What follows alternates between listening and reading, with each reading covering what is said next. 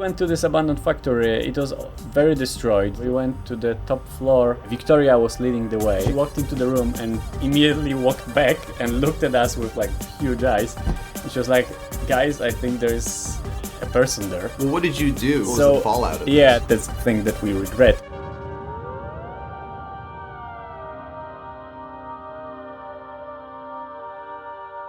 Hello and welcome to episode 2 of No Man's Friend. My name is Garrett Van Team, and today I'm joined by Piotr Niemczewski. Peter, thank you so much for joining me. Hi, thank you for inviting me.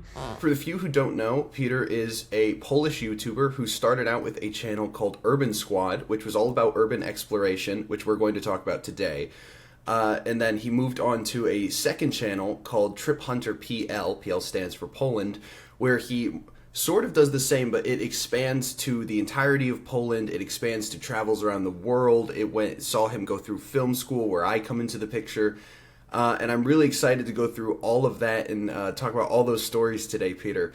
But first, let's get right into urban exploration. Can you tell me, what is Urbex? Urbex is a shortcut from urban exploration, which is basically all kinds of exploring of abandoned places. Like, I don't know, for example, in Poland, it's very popular to go to German shelters that were left here after the World War II. All kinds of old Soviet buildings, just any kind of abandoned buildings or undergrounds, or even exploring like the less accessible places of a city where people don't normally go to. And does this include places that are privately owned or might be somewhat illegal to enter? Yes. I mean, Urbex divides in many different ways. Like, there are people who only go to undergrounds. There are people who explore in mines. There are people who explore like just regular abandoned buildings in the town. And also there are people who like climb construction sites and climb cranes and things like that. Those are the most extreme. This is the most extreme side of urban exploration for sure. And you've seen some of that extremeness yourself. Oh, yeah, I would say so. I did a lot years ago. I mean, when I was in high school, that's when I developed like this interesting passion for that, and I started just exploring by myself. I guess high school is not the best time to start doing that, because that's the time when you're the most like reckless and irresponsible. Is that the best time to do it though? Because it's also you have the best chance of getting away with it. That's true, but also the best chance of just falling somewhere because of your, irresponsibility. I guess when looking back at it, like, go ahead. I remember doing things that now I would never do because I would think that it was way too much of a risk. Back then, it seemed like, oh yeah, it's totally fine. I'm gonna be fine. Can you give me an example of that? What is maybe one of the riskiest Urbex explorations you've done? Yeah, I mean, there are a couple places. Usually it involves like climbing on structures that are already very old and, it's very possible to fall, or like something, breaking and you falling. Like, for example, there are those very old gas tanks in Warsaw. You would have to pull up like a picture of them because it's very hard to explain how they look like. It's like gas tanks from 100 years ago or 150 years ago, and it's basically like a big brick structure. Looks kind of like a Colosseum, and it's like a couple stories high, and inside there are like those how would you call them, like technical staircases, or like like the ones that spiral around like the edges. Exactly, yeah, something like that for people working there. And obviously, all of those tanks are more than 100 years ago. Those stairs are more than 100 years ago. They're metal with wooden steps. And this place has been abandoned for, 50 years. And it's been exposed to all the, weather. So all of the steps are already very much rotten. And it's very hard to, every other step is basically missing. And the ones that are still left, they're very much rotten. So sometimes we would step on one and it would just break.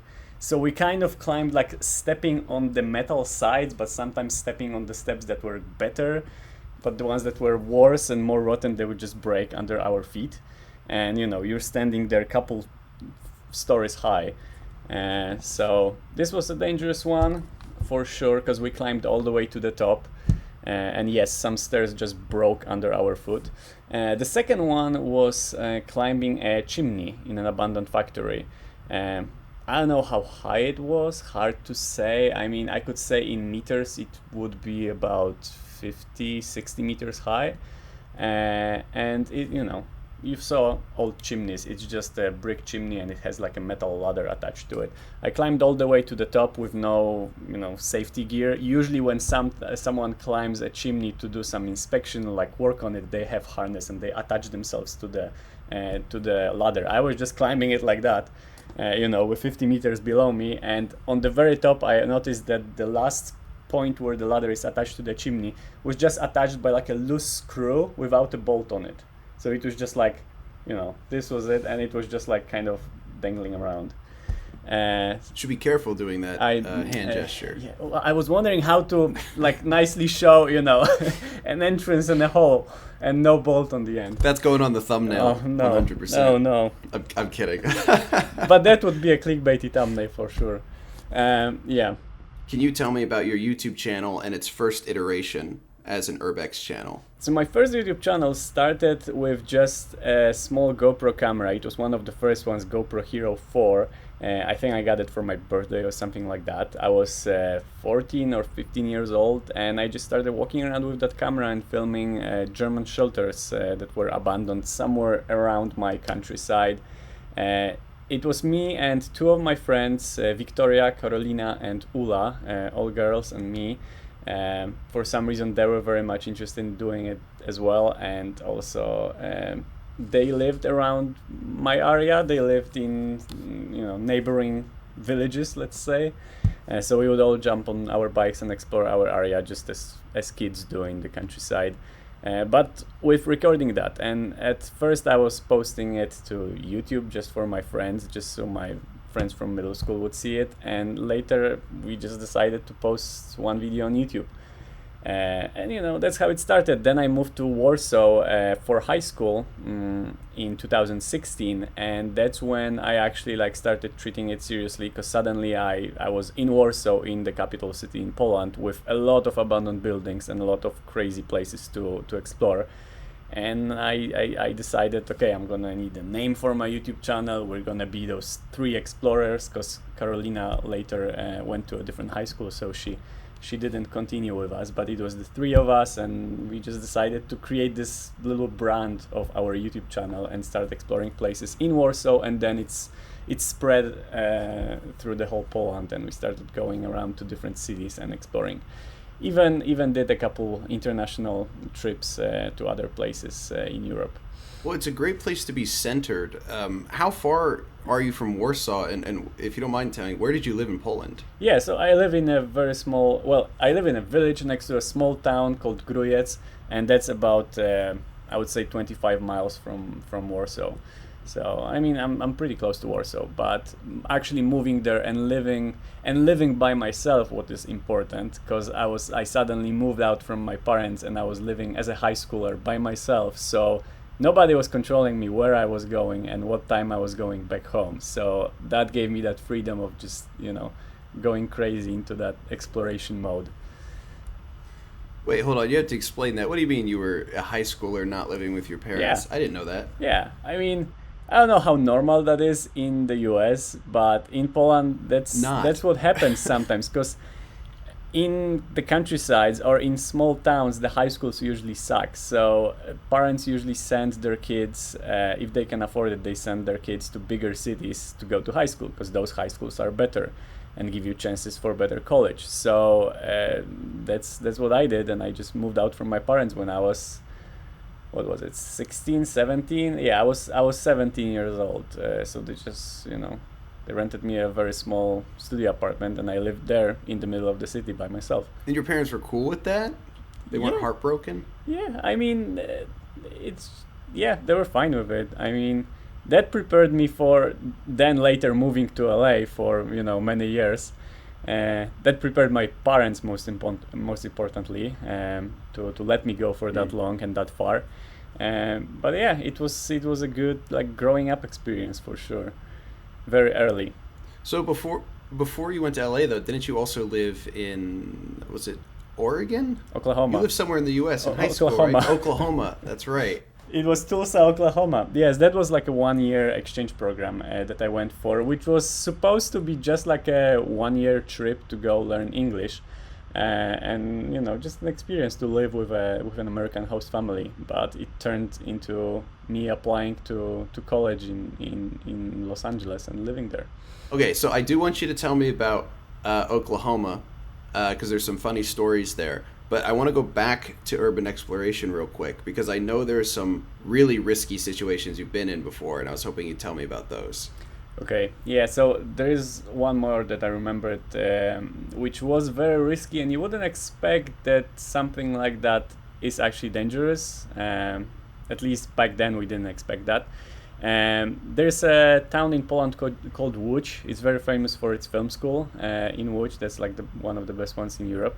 But we didn't go there for film. We went there to go into sewers. And basically in this town there is a whole like network of sewers that are also connected to a network of underground rivers that was all constructed also over 100 years ago.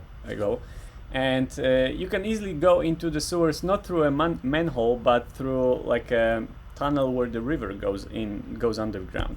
You just lift the metal gate and you go inside, and you can walk for many miles underground under the city. And that's what we did. We walked for like 3 or 4 hours underground, kind of passing through those tunnels with rivers which had clean water in them, but also passing through the tunnels that had just sewage, going through them, very smelly and horrible. It was all fun, and we posted the video online, and it was great. Problem was that later a city, how do you call that?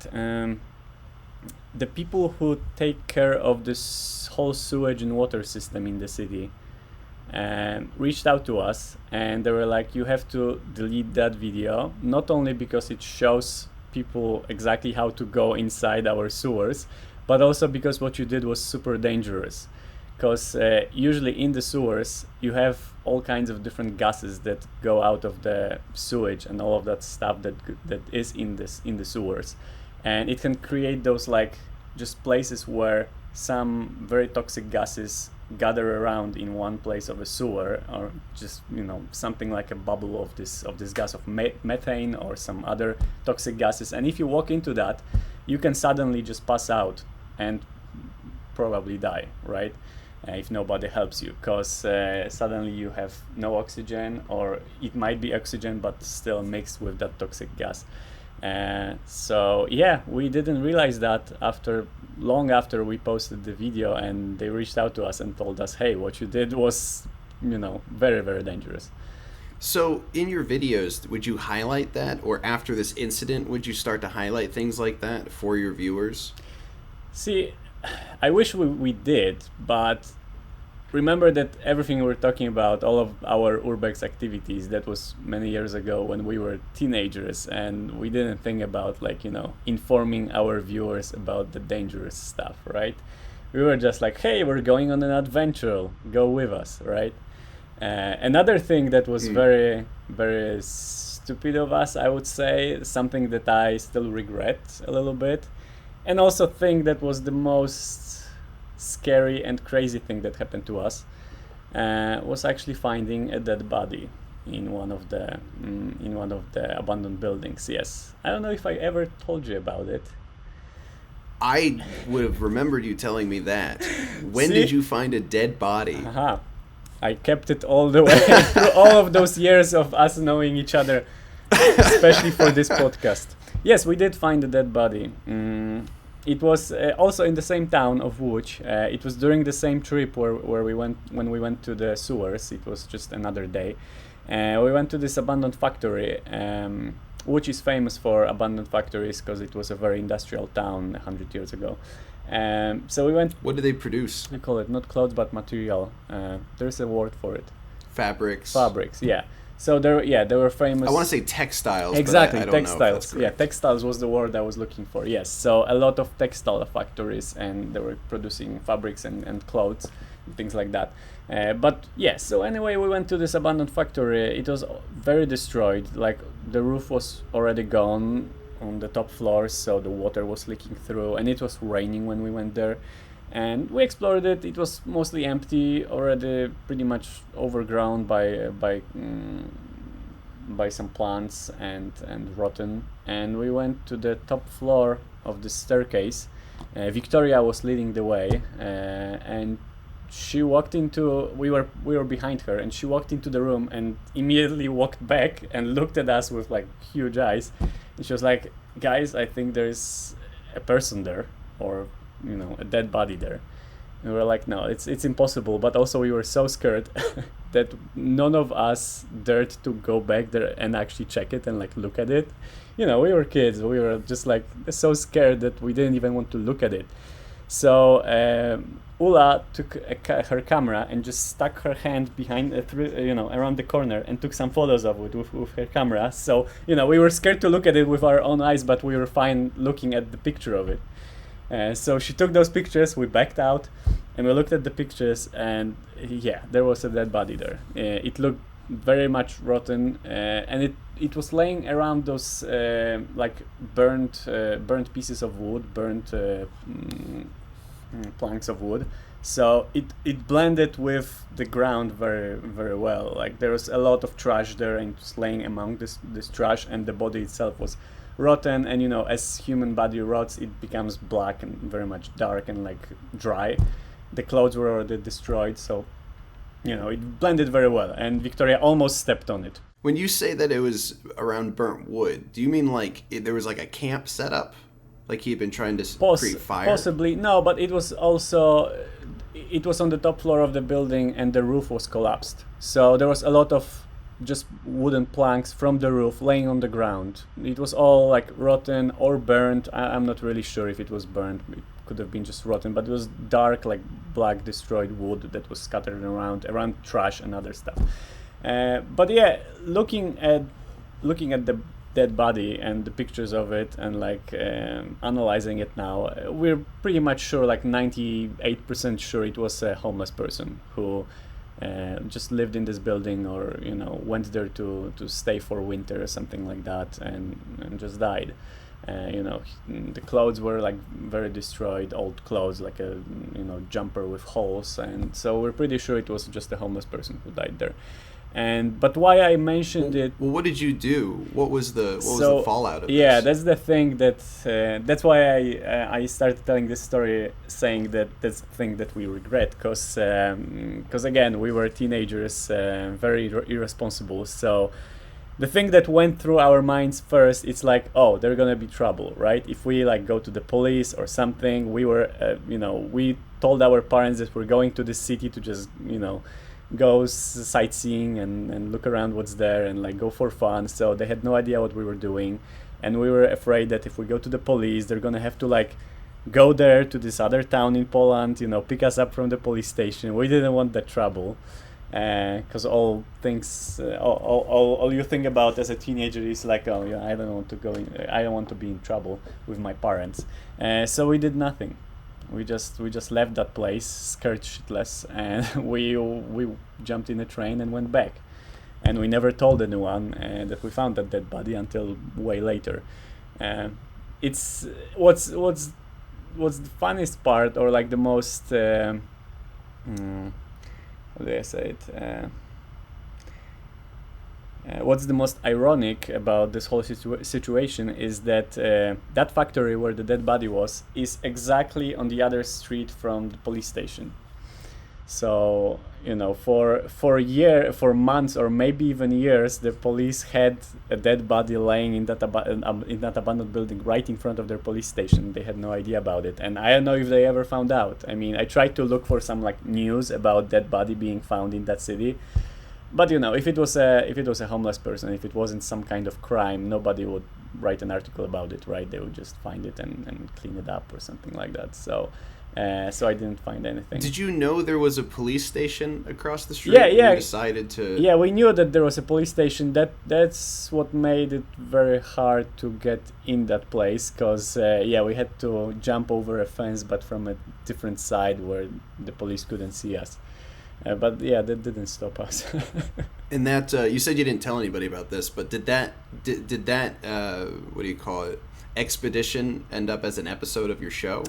Yes, it minus did. the dead body. Exactly. Yeah, it's like, yeah, it just the video just ended very quickly because we didn't want to record anything else after finding the dead body. But it was by the end of exploration of that abandoned factory. So the video is still there. We explored the factory. We showed all the boring stuff, all the empty interiors. But yeah, obviously we didn't show the dead body. It was still before like the Logan Paul accident, right? With him finding a dead body. You were smarter than him, at least. Yes, I suppose. yeah, and I was at least that. At least we didn't put it online. You said that you didn't want to record anything after you'd seen it. Is there anything deeper to that? Was there like a chilling effect to seeing a corpse? Because I imagine that was your first time. Yeah. No, yeah, it was. It was scary enough for us to like want to leave that place immediately. A quick interruption to this interview. I would ask, if you're enjoying it so far, to consider hitting the subscription button, leaving a comment to tell me what you thought about anything that's being discussed. I have a bunch of interviews already lined up for the future, and I would love it if you guys were willing to come along and support the channel as we grow. Thank you so much. Let's get back to it. Everything felt 10 times scarier after seeing that body. We didn't want to look into any other rooms because we were scared that we go around the corner and there would be another one or something, right? So we just wanted to leave as fast as possible. Also, what's interesting in like this whole like scare psychology of psychology of experiencing something very scary or disturbing, which I found out later, like analyzing what we did, is like you try to downplay it as much as possible, and like right after this happening we were like making jokes about it, and like obviously we were scared and like very much disturbed, but we started joking around just to downplay it and like keep it cool. We gave this dead guy a name, like a funny Polish name, Zenek, just so we can talk about us finding him in between each other and people not suspecting us for saying, oh, we found a dead body. So we named here a funny name just to make it a little less scary, right? A little more cheerful. So it's interesting how now I'm seeing that we really tried to like make the whole situation funny just because of how scary it was. You hear that a lot from soldiers too. It's gallows humor. Mm-hmm. There was because that's wild. Like I really know you never told me that story. You did tell me the story though about a time you went into an abandoned hospital, mm-hmm. and you found something there that wasn't supposed to be there. And this did end up on the news, right? Yes, that was another crazy exploration. It wasn't exactly an abandoned hospital. It was a medical school. So yes, there was like hospital equipment there, but it was a medical school where medicine students would train on. It was also a private medical school in the middle of Warsaw, and it went bankrupt, and that's why it was abandoned. And yeah, the owner didn't really take care of anything after abandoning it and after going bankrupt, so everything was left inside. I was surprised that they didn't even like try to sell anything from inside, like any of the medical equipment. Also, it was we went there right after it was abandoned, and we heard that there is access to it. Someone broke a window or something like that, and there was an open access straight from the sidewalk. So we went there pretty early, and everything was there, the equipment was there, and as we went into the top floor rooms, there was an archive where all the documents of all the students that attended that school were there, like all of their personal information, their scans of their IDs and things like that. All of that was just like scattered around the floor, and like just you had full access to it. Some people, obviously, as a building gets abandoned, a lot of kids go in there, they start to vandalize, they start to break stuff, they go to the roof. That was a very tall building. It had like, 10 or 14 stories. So people would like throw around these documents, go to the roof and throw it off the roof, and the documents would just fly down on the street, right?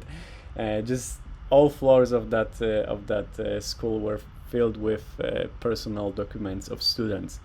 And yeah, that became a big thing that Polish news covered. And as we were the first ones to post a video from that building, I was asked by the Polish news to like go and appear in their news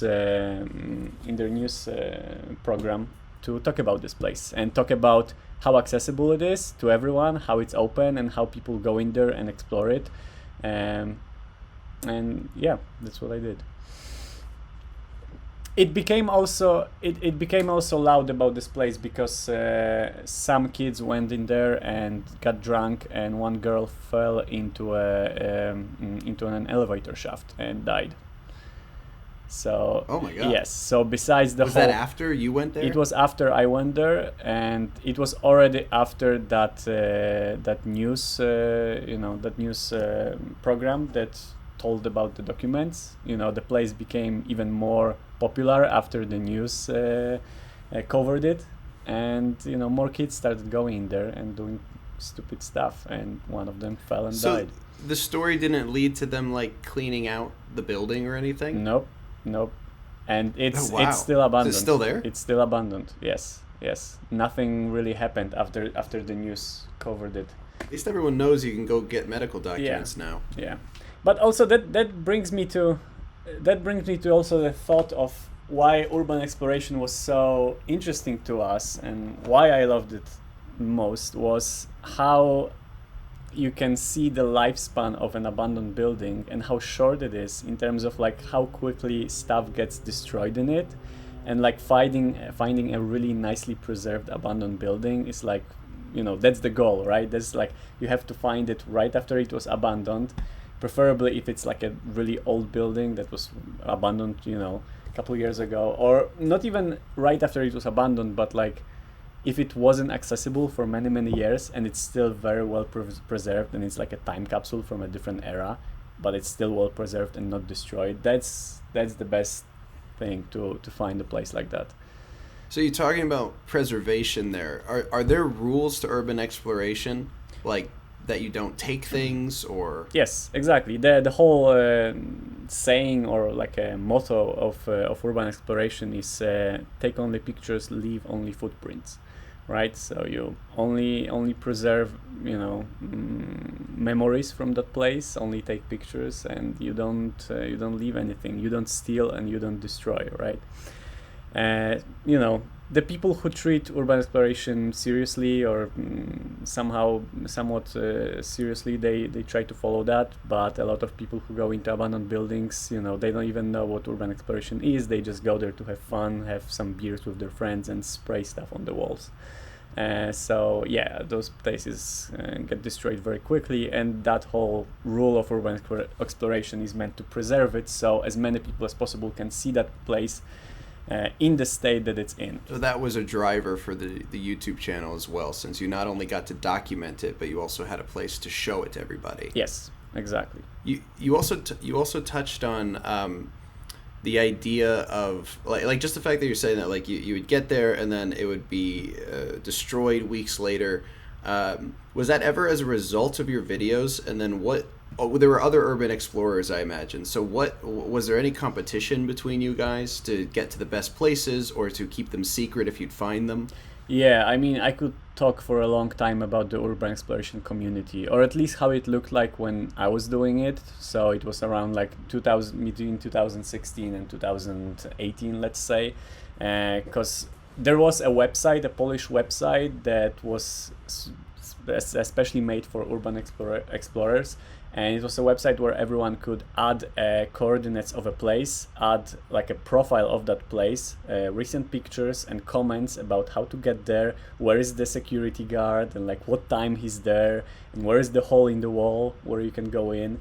Everything was there, and like updates about every place, from every month or every week, people would write updates, write reviews about those places. So yeah, there is a whole community of urban explorers, and they share the locations of the places, but also there is a rule not to share it publicly, right? So you share it between each other, just so you can, share those cool places and go there, but you don't tell it publicly where this place is. So we usually wouldn't do that. We usually would just say, hey, we are exploring this abandoned palace, in the region of Poland, but we wouldn't say the exact location. And yeah, people would sometimes comment under our videos that we cause those places to be more destroyed because we show them. But at the same time, you have to weigh those two things. Like, you either just don't show it at all and nobody gets to appreciate that place or pictures from that place, or you show it people but you risk other people trying to find it, right? So yeah, it was always like in between those two things. And when a place was really like in the middle of some little countryside in Poland, some very remote place where no one would find it online, that would be the best place to explore and to make a video of, because we would be sure that if we don't say the location, nobody will find it. But there are also famous places in big towns which everyone knows just passing by them, right? So clearly there's something about your love of urban exploration that comes down to both showcasing things that go unseen, and it seems that includes history as well. Poland's a very interesting place historically. You've already said how old it is, at least as a country. But for my American viewers, how different is it? Because one, we can't even really urban explore here in the U.S. You've tried. There's a lot more legalities here. Yeah. But not only can you do it in Poland, if you could speak to why that's the case, but also just like really give us an idea of the weight of the history there. Yeah, I mean, there is a lot of history factors that cause Poland to have a lot of abandoned buildings. That's both the Second World War and the communism and the Soviet Union being in Poland, because in both of those times there were a lot of military or not military buildings being built and later being abandoned after those times ended. So during the Second World War, it was a lot of German shelters, bunkers. During the Cold War and the Soviets, it was again a lot of shelters that were prepared in case of a nuclear disaster. So I went there and explored some of those shelters, and those are just like huge corridors, huge hallways, stretching for a couple miles underneath the town. So that was all built during the Cold War. Again, Soviets built a lot of socialist buildings meant for the Polish people to, like schools and hospitals and things like that, which were later abandoned because they were actually just too big and unnecessary for the Polish society. Because they were supposed to be, those amazing buildings that Russia or the Soviet Union gave us to advance our society in communism, right? I mean, one of those famous buildings given to us, to Poland by Soviets is the most famous building in Warsaw, which is the Palace of Culture and Science. It's like this huge Russian building in the middle of Warsaw.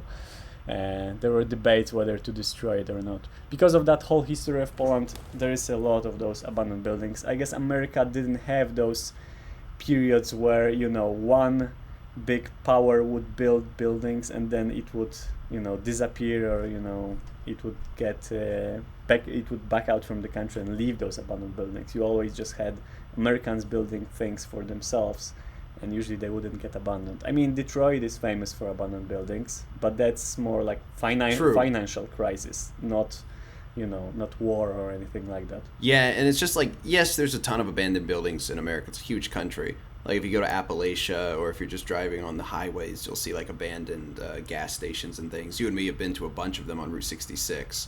But it's more like you're not going to have as easy a time in the urban areas like LA or something, because they usually close them off and they actually will like have cops really checking to see if you're in there or not. I think urban exploration is harder in America because I feel like Americans treat trespassing way more seriously than Poland does. Not to mention everyone's armed. Yes, that's one of the things that I think that's what it is, that you can legally shoot someone if they trespass your property, right? Is that correct? Hell yeah. Depends on the state whether or not they'll have some asterisks. Yeah, so in Poland that doesn't happen. So you had this urban playground basically to explore freely for the most part. that gave you a ton of experiences and early experiences with some of the things you would explore ending up on the news. Is that what led you more into traditional filmmaking?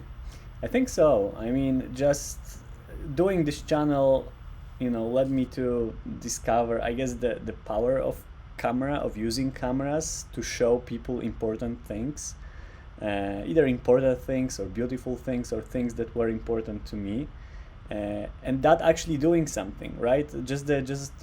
At least for example, that video that later led to this whole thing with the school and the documents and news picking up and actually using pieces of our video for the news program and interviewing me. I mean, I saw the impact of our videos for the first time. I saw the impact of me just filming something.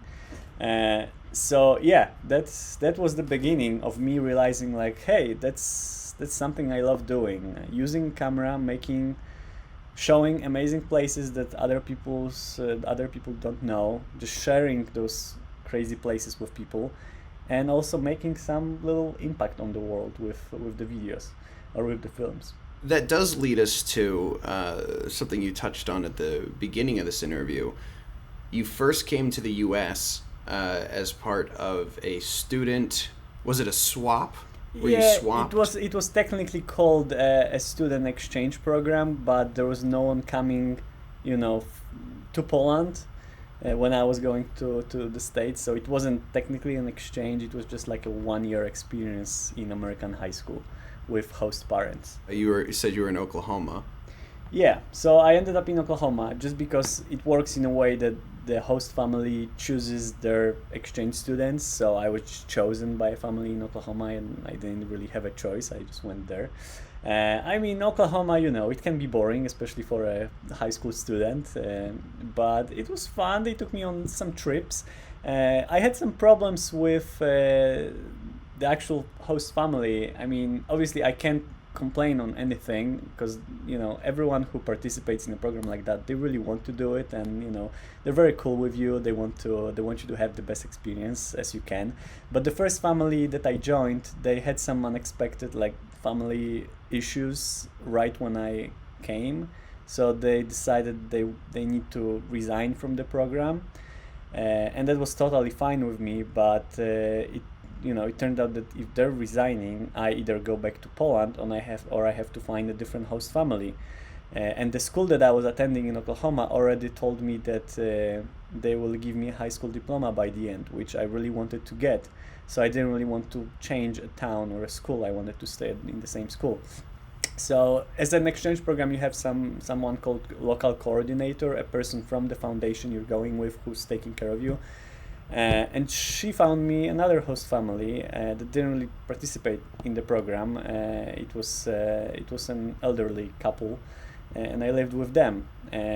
But it was a little weird because they were very, very. What Christian. was it like culture shock? Yes, it was culture shock for me because if someone already wants to participate in something like that, they're usually, they're very open-minded. They're very cool people who just want to meet some other culture, right? Have some kid from a different culture in a different country. And they were people who didn't really, volunteer in that program. They were just asked by my local coordinator if they can host me. So they were completely different. They were just an old elderly couple who was very, very Christian. And how crazy and radical Southern Christianity can become, right? I don't. Outside of rumor, tell me. I mean, I don't know if it was super radical for America. For me, it was because I grew up, Catholic, and yes, Catholicism is a little strict in some rules and things like that. But for me, it was completely different experience to see the American Christianity, or I guess the church that they belonged to was called how do you call it? There was no non-denominational. Exactly, denominational. So they don't associate with any denomination. I guess I don't really know how to explain it.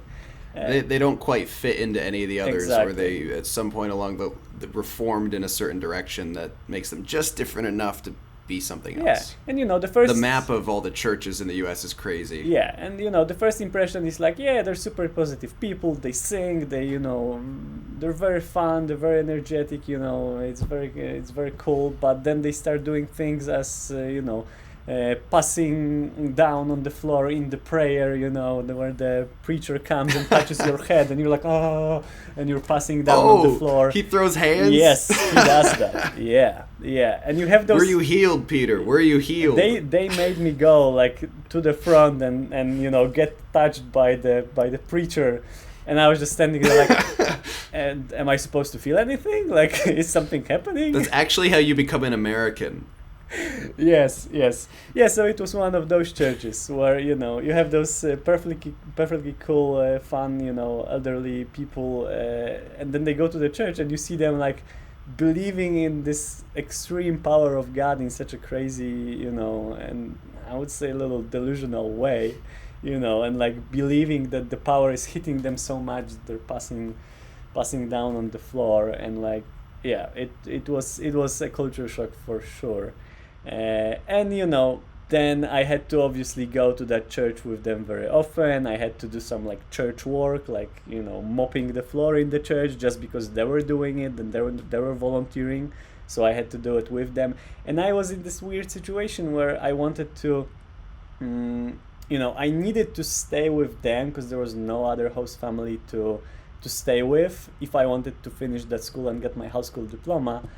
So I had to be nice with them, and I had to be, very understandable and like following everything that they wanted me to do. But at the same time, it was a little crazy. I think some of that extremism comes from the fact that there aren't quite as many churches per capita in the U.S. as there are in Poland. And I'll show it here. I've seen that map that shows how many Catholic churches there are that basically fills Poland. Mm-hmm. It's like, I think in the U.S. it's just there's fewer churches overall, so people are way more enthusiastic about them. Yeah. Because you have to fill in that space. Yeah, and also, the churches in America are way bigger. Some of them are like stadiums almost, from what I saw in Oklahoma. Oh, yeah. Here it's more, it's hundreds of years of history, and back then, in like Middle Ages, people wouldn't travel that much. They wouldn't go to a different town to attend church. So you needed at least a very small little church or a shed that would be a church in every village, right? So that's why we have so many churches. Like literally every village in Poland, every little settlement needs to have a church or at least like a little altar, right? For people to go and pray. But you would say people are not as extreme in Poland. No, I wouldn't say so. And also, I think Catholicism in Poland is going very down. I mean, I don't know anyone my age who would be like very, believing and attending church. So like, yes, we have a lot of churches in Poland, but they're mostly empty. I mean, only old people go to churches, and you don't have, all of them are pretty much the same. It's all Catholicism, and there is no, 10 different flavors of Christianity like you have in the US. But yes, a lot of churches. Well, it's Catholic, so Catholicism is in general more orthodox, I would say, but it's similar to American Catholicism. I was wondering that because I was wondering how much of it was left over from the Soviet era, because I believe they had like a very orthodox church. Yeah, they had Orthodox, and that's actually almost like a different religion than Christianity. I don't know, I'm not great with religions. They have a different symbol. It's the cross. It's the cross with the slash on it, with the second like arm of a cross. I'm googling it, and it's it's just called Orthodoxy. So the Catholic Orthodoxy. Well, but Orthodox is also like you call Jews can be Orthodox, right? And it's not the same religion. Yeah. It's like Orthodox. Yeah, no, that just means it's the most exactly. like strict traditional. Okay. Yeah, but in Poland, well, at least how we name it in Poland, it sounds like it's a different religion. But maybe it's just a more orthodox part of Christianity. I'm missing so much, like I would say, knowledge about different religions, because that's how they teach you in Poland. We have religion classes in school, in middle school, in primary school, in high school, but they're all religion classes, meaning classes about how to be Catholic. They don't teach you about other religions at all. So yeah, that's why I don't even know what orthodoxy is, because I never researched it by myself and nobody taught me that. Like they never, growing up in Poland, you don't have a choice of different religions. You're just being raised as Catholic, and that's it. So would you say that you are religious in that sense, or is it more down with the number of people going to the churches? Yeah, it's definitely more down with new generations. I mean, already my parents are like still Catholic, but not really practicing. We don't go to church every Sunday, and I for sure don't. My mom still maybe goes like on Christmas Eve, and when there is a big holiday happening, big Christian holiday, you're like supposed to go to church and do the how is it called, go to confession and all of that. So obviously my grandparents do it, my parents do it less, and my generation doesn't do it at all, and we're not practicing at all. We just know the rules of Catholicism. We were raised doing it, but that's it. Nobody really cares. You're not scared of burning in hell? I don't, if you don't believe in it. Well, fair enough. But you do believe in the power of cinema. Yes. There we go. We're bringing it that's back. My religion. And somehow you got from Oklahoma to Los Angeles. Tell me how that came about. Yeah, so that was the time when I went to Oklahoma. I started a new YouTube channel where I was just documenting my travels and my life as an exchange student in America, and traveling around the US. And that YouTube channel again started me, made me think about camera and like actually career with camera and filming stuff. So I just decided to apply to all film schools that were in California when I was in Oklahoma, and I got accepted to one, and I decided, well, it might as well be my career if that's something I love doing. And my parents usually or they always told me that like they weren't really happy with what they were doing, because it was different times. They grew up during communism, so it was just like the mindset was you need to get educated as much as you can and get a steady job and make a living. So they obviously didn't choose a job that would be their passion. They just chose a job that was easy to get and and steady and responsible. We grew up in different times. We had the choice of choosing something we love to do, and they always told me that like, hey, if better choose something you love to do. So I followed that, and I was like, that's my passion, so I'm gonna try to make it my job. So that's why I ended up in LA studying film. This is actually where I enter the picture, because we met in our first cinematography class, I believe. Yes. And that was at the New York Film Academy that's in LA. Mm-hmm. So obviously we met in school, and that was awesome. The experiences we had both in, but more importantly out of classroom, because you and me worked for the illustrious Charlie Band, the VHS king of the 90s. What role did you have on, I believe we worked on 2 films together at that company. It's called Full Moon. One of those movies was called Blade the Iron Cross, and the other one was called The Ginger Weed Man. To give you to give our audience a range of it's important the movies to note, we worked on. It's important to note that Blade the Iron Cross was which part of the Puppet Master series? 11? It's either it's the 13th film. Okay. I believe, and I know there's one that they don't count because Full Moon didn't make it, but they sold the rights to make it. That's called The Littlest Reich, and they don't count that, or sometimes they do. So it's either the 13th or I believe the 12th, but it's up there. Okay. Double digits. Yes, exactly. Yeah, on the first one on Blade, I was, I guess you can say I was doing second unit camera operating and a little bit of ACing and a little bit of gripping as well, setting up lights. But yeah, mostly camera work, I think. Yeah, that was a wild movie. Because like you said, yeah, it's like the 12th or 13th film in the franchise. And we had gotten the gig because one of our teachers at NIFA had put me in contact with this movie director named John Lechago.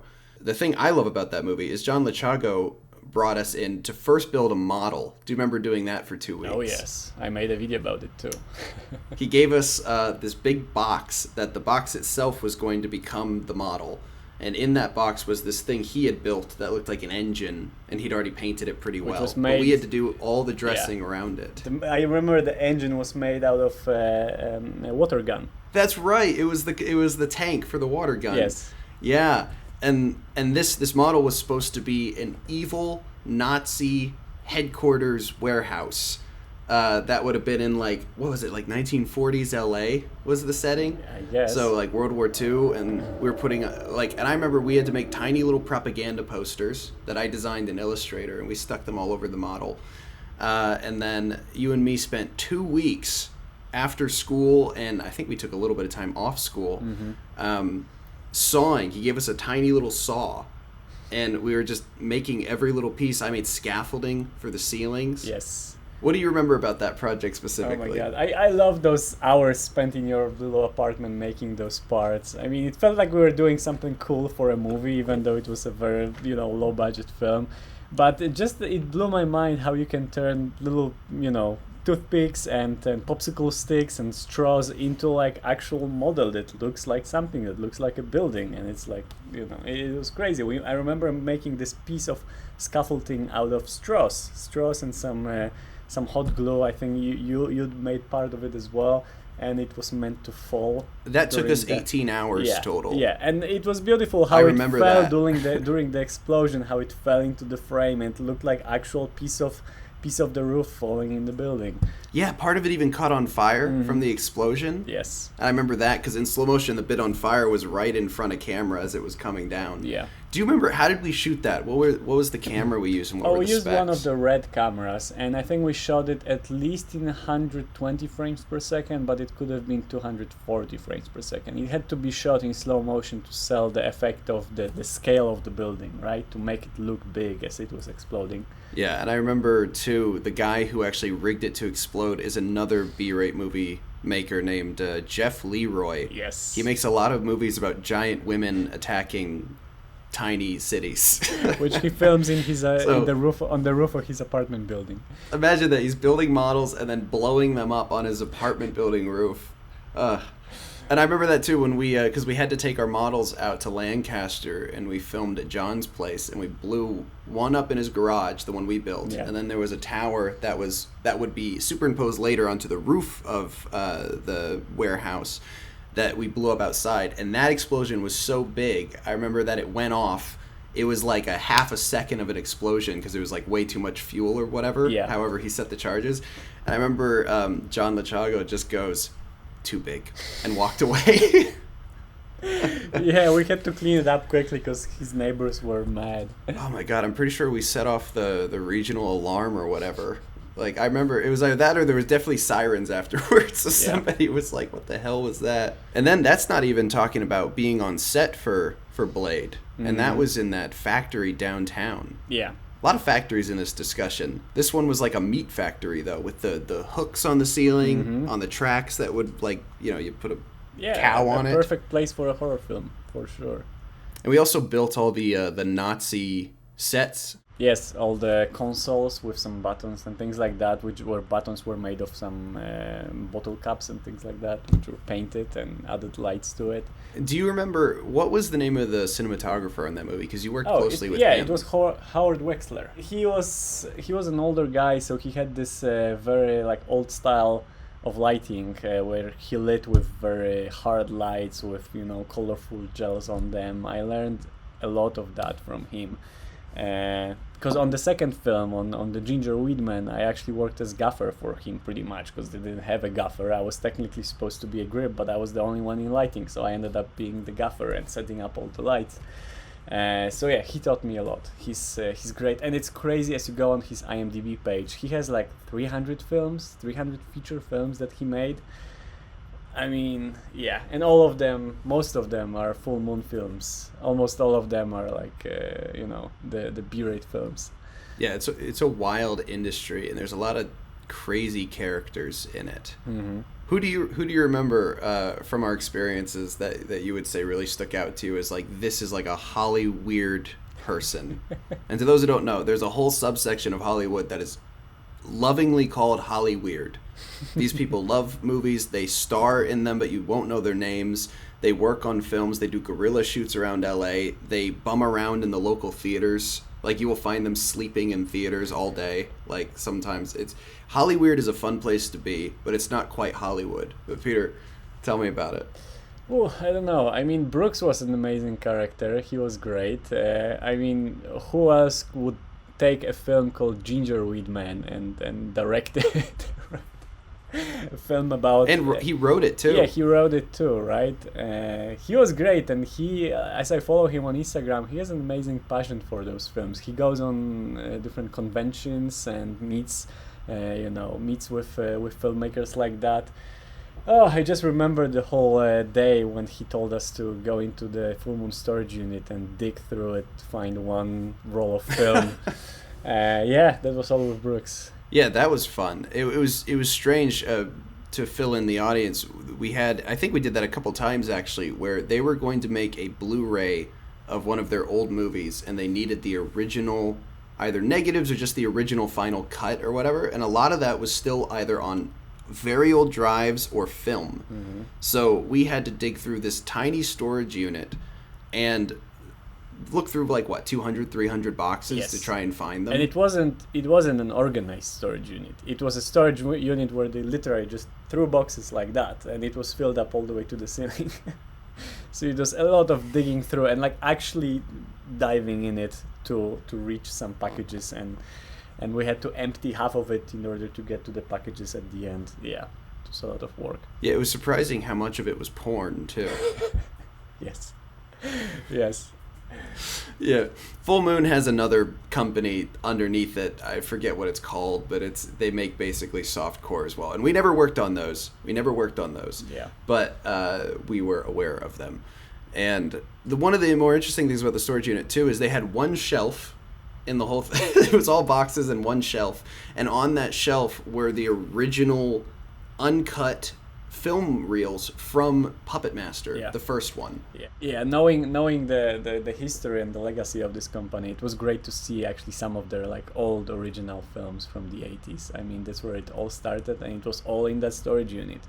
That was a great experience for me as a film student to see something like that, to see an old artifacts of something big, something known, not only in the US but everywhere.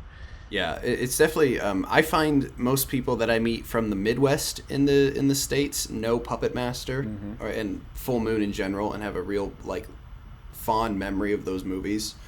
My favorite one, though, I have to say, is Head of the Family, which is the one where the whole movie is basically a monologue. There's a couple different scenes, but it feels like one continuous monologue of this guy who is just a giant head with little arms and little legs, and he sits in this chair and he controls his family members with telepathy. Yeah. It's a wild and weird movie. Those films are so creative. They're made in such a creative way with those practical effects. It's great to watch for film students and people interested in making films, because you can learn so much from those films. Yes, you see that those effects are not always perfectly made. You see some mistakes in them. But because of that, you see what the effect was, you see how they did it, or at least you can speculate and you can analyze it and you can learn from it. I mean, it's so much more interesting than watching, just a typical drama film with no special effects. It's just the camera, on a close-up on someone. I learned so much. Or when it's just they're done so well, you don't even know they're there. Yeah. You're not going to learn much from the ping pong ball scene in Forrest Gump. Yeah. You might find it interesting to know that's CGI, mm-hmm. But you're absolutely right. B-rate movies, low-budget movies, you can see how they do the effects, and really good ones are the ones where every couple seconds there's a new thing they're trying, and you can see that they're playing as much as they are creating, and it's spontaneous and fun. Because the other thing with them too is they shoot them in a week. Yes. They'll shoot a whole movie in a week. Yes, everyone we worked on. Another thing you learn working on those films is really efficiency on set and how to do it quickly. Yeah, it's crazy how they shoot one film in 5 days. Now, I've never been on a set where the assistant director yelled louder. When Brooks needed us to be quiet, he was very he was very much like, quiet on set. Yeah. And then like later he'd just be like, hey man, how you doing? You good? You gotta have this attitude as an assistant director, yeah. So you don't work in B-rate Hollywood anymore. No, what are you doing now? Not. I mean, it was great. It was it great. It's supposed to be a stepping stone. Yes. No, it was great working with them. It was a great learning experience. But after I had to pull focus on women's breasts during a scene where Ginger Weedman is having sex with a porn actress. That's a puppet, by the way. Yeah. Ginger Weedman's a puppet. It's a puppet, yeah. After that, I was like, okay, I learned a lot, but I don't want to be stuck in this. So I moved on to move on. all kinds of other projects, music videos, short films, either DPing or working in lighting mostly. And I've been doing it since. I mean, I worked on a lot of those in the US, and I've been in Poland for the past year because my visa ended. So I worked in Poland on a lot of commercials, here mostly commercials because they pay the most, and I have a friend who is a gaffer on a pretty big level in Poland, and he works on a lot of big TV commercials, so I've been working on those a lot. And also my girlfriend is kind of bringing me to the side of wildlife filmmaking because she firstly did biology and now she's finishing her master's degree in wildlife filmmaking in UK. So she's been doing a lot of wildlife films, a lot of wildlife documentaries, and I've been DPing all of them.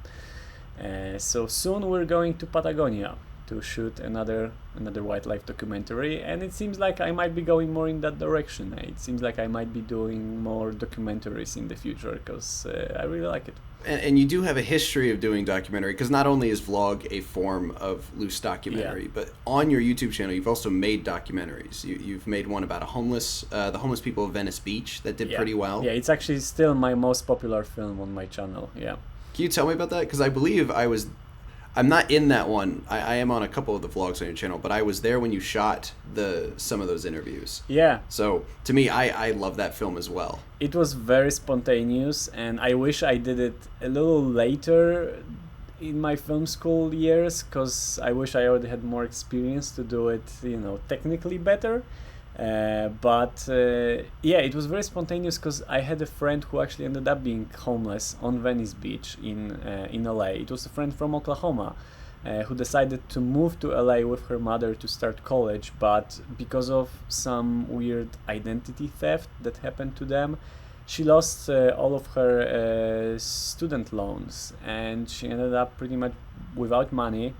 Her mother also didn't have any money because she just moved out from Oklahoma from her ex-husband. So all they had was in their car, and they just decided to start a new life in LA. But that didn't go well, and they ended up being homeless, living in their car in Venice Beach.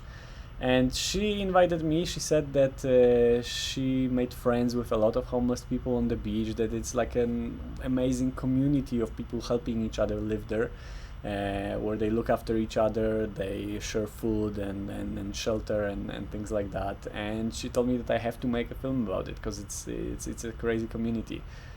Crazy in a good way, but also sometimes in a bad way. So I went there on a Christmas Eve because I didn't have anything else to do on Christmas that year, because I wasn't spending it with my family. I was already living alone in LA, so I just decided to spend You're Christmas. a lapsed Catholic. Yes, so I just decided to spend Christmas with her and her mom and the homeless people of Venice Beach, and I documented all of that with my camera, making interviews with the homeless people living there. Asking them questions like how long have you been here, what made you become homeless, and the stories were crazy. And to my surprise, a lot of those people said that they were homeless by choice, which you can interpret that in many ways, because usually if someone is living a happy life, not being homeless, they don't suddenly decide to become homeless. So if they say that they became homeless by choice, it's maybe their life situation made them choose to become homeless over a worse scenario, over a worse solution. Some people were, for example, released from prison. They ended their sentence in prison, and they didn't have anything else to do with their lives. They didn't want to just get a 9-to-5 job. They preferred to sit under a palm tree on the beach and smoke weed all days, and that was the choice, right, that they talk about. But yeah, it was very inspiring and very interesting to interview these people, and the documentary did very well, especially in Poland, because it was translated to Polish, and I posted it on my Polish YouTube channel. And for Polish people, it was something very unusual, because you don't see that many homeless people in Poland, and definitely there are not people who decide to be homeless. Yeah, so I guess to the Polish people, 70,000 plus homeless people in one city would seem insane. Yes, for sure. You don't see that even in Warsaw. There was a subsection of homeless people who they weren't really homeless. They had jobs. They dressed well. They weren't addicts or anything, but they would literally camp. They had like pro camping gear, mm-hmm. and they would, because we would meet them now and again. I don't remember if you interviewed one for that documentary, but a lot of them came over from Europe and were like, well, why would I pay rent in LA when I can just make great money doing, like, we met one who was a DP. Yeah, he's just a homeless DP, crazy. But like totally professional. LA is a wild place between Hollywood weirdos and everything else going on, and just the expanse of it. Because one of the things I wish we'd made a documentary about this when we were there was scrap pirates. They're the people who drive around and you'll see their trucks loaded with metal and scrap and everything, and it'll be like way too high. It'll be dangerously high, because there's a whole industry of people who drive around finding crap that people leave out for free, and also just stealing stuff. And then they go and turn it in for scrap metal, and they make money on this, and they will poach from each other, which is why they get the name scrap pirates. Yeah. And it's like that. LA is like a bizarre place to live. And ultimately I chose to leave because it's also a very hard place to live unless you're really making it. Yeah. And I do wonder, is it a place you would want to live? I mean, ironically, right now it's still LA, and actually, I don't know if I told you that, but I did get my O1 visa, so I am coming back and moving to LA for at least 3 years. So yeah, I'm moving back there, and it's not because I love LA as a city. I like California in general for all the natural, stuff, for the national parks and amazing views and weather and all of that. But that's where the industry is, and that's where I started in film school. That's where I have connections and friends who bring me on sets, and I just want to continue that. So for now, for the next 3 years, LA will be my place. Can you speak a little to that, to just like the spirit of LA, like what you do love about it, and what reasons you might have to not want to live there long term? Oh, it's hard to generalize like that and say, LA is this or that, because it's such a huge city, and it has so many different people and different districts in it. I mean, I love it. It's what's great in it is that it's a place in the world that just attracts all the people, all the creatives, or all the people who want to work in the film or media industry in general. It attracts all the people from the entire planet. So it's an amazing mix of people with different experiences, with different cultures, and I love that. I love being in an environment like that. Maybe growing up in Poland in one small town where everyone knows each other just feels very boring to me. I want to meet people who have completely different worldviews than me, and for sure LA is great for that. I mean, every big city in the world is great for that, but LA especially attracts creatives and people who want to work in film. And is that the big goal, the big dream? I guess it is, but my goal never was to be a big Hollywood DP or a director or something like that, because I don't really like this whole rat race to this big Hollywood career. I was never attracted by that. I would rather just make enough money as a DP so I can travel and live somewhere in some calmer place. I mean, me and my girlfriend, we were thinking about maybe Oregon, some nice little house in Oregon, right? in the forest, somewhere far away from people. We love nature. We love a return to the woods. Yes, return you can to the grow your woods. dreadlocks out again. Exactly. We love nature. We love you know, nice wild places.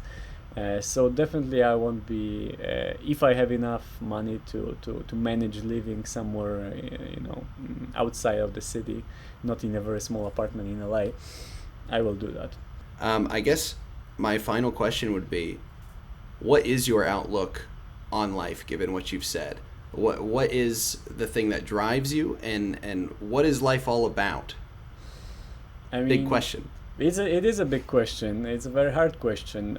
But I feel like for me, since my childhood or let's say high school age, it was about experience, meaning experiencing the world as much as you can, experiencing people with different worldviews, experiencing different places, and exploring. I mean, I just view a world like a big sandbox, and I just want to experience as much of it as possible.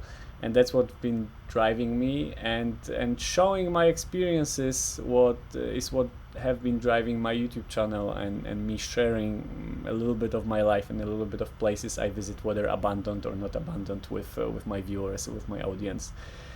So yeah, for me it's always about experiencing and sharing those experiences. Do you feel people close themselves off to that too much? I can at least speak, at least in the US, that's the case. Everything's very polarized, things get very political, people distance themselves from people and those exact experiences on the case of worldview a lot. Do you think that's the case everywhere? And how do you feel about people in general? Oh, yeah, I mean, I have to think about it. Hitting you with the deep stuff right at the end. Yes, exactly. Can you reword your question? How can I approach it? No. What do you mean? I think I want to have a positive outlook on people. I want to believe most people are good. I want to believe most people are open-minded. And I want to believe that most people ask themselves the hard questions, at the very least, if they're not asking others. What I don't see is people asking other people hard questions, or just questions in general, especially if they're different worldviews. That's why that's the whole idea of this podcast, is I want to talk to anybody regardless of background or stigma or how people perceive them. But I just wonder, do you have those same thoughts or hopes about people? Mm-hmm. Well, I don't know how much my attitude to people is naive and how much it's just positive, but you have to feel positive towards people, and you have to believe that most people are good when you travel, at least, because you have to encounter people that you don't know completely, and you have to rely on their help very often when you travel. And maybe it's not totally my experience, but I follow a lot of travel YouTubers and travelers in general. I follow one guy who goes to very remote places like middle of Africa, some African tribes, and befriends them, and often posts pictures of even these local people posing with him with big guns, with like AK-47 somewhere on the border of African towns. And yes, if you don't travel, or if you're just stuck in your own little bubble in your town or in your country, not knowing the world, or not trying to seek and explore and meet people, you would think that he's in a huge danger doing it. But he travels with the attitude that he's not doing anything bad to them, so they shouldn't be doing anything bad to him. And maybe it's naive, but maybe it's just common sense and just trusting people. Because also, if you trust a person, they will be more open to trusting you. If you see that you're vulnerable to them, and you trust them, and you are on their territory, and they might do something bad to you, but they won't. I don't know how to say it. See, but you know what I mean. Yeah, it's complicated, because it's very complicated. I think yeah, there's probably going to be people who immediately think of a case where maybe they had that trust and then it goes horribly wrong. Yeah. I know there was a recent case where these YouTubers stayed on land they maybe shouldn't have in India, and they ended up getting like attacked, and the woman ended up being raped. And not to throw a huge monkey wrench in your point, but it's like, the world's very dangerous and it can be very scary. But I would tend to agree with you. At least I want to agree with you, and maybe it is a bit naive or idealistic, but I want to believe people are good, and I believe the world, as you said it, is better when you actually go out and experience it. So you kind of have to operate on some level of faith or presupposition in that case to actually walk out the front door. It a lot depends on your attitude of doing it. What's your actual like goal or or your approach? Because if you're going to a remote place and filming people and doing it in a very invasive way, and trying to use it in order to get views and to make a crazy YouTube video, they will see that, they will feel that, they will see your attitude towards them, and they might not like it, and you might be putting yourself in danger. But if you're doing it with very much open mind, if you're first meeting them and then maybe asking them, hey, can I get that on video? It's super interesting, your story, I want to tell it. I feel like that makes people also be respectful to you and want to help you.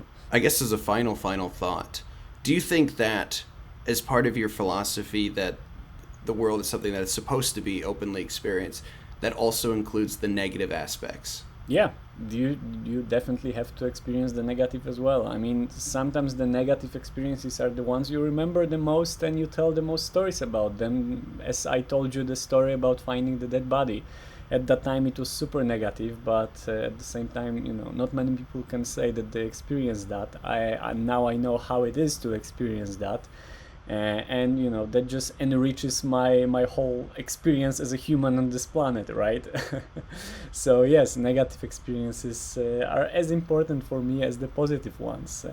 Peter, I think that's a great place to leave it. I appreciate your time. Thanks for coming on, man. All right, thank you so much.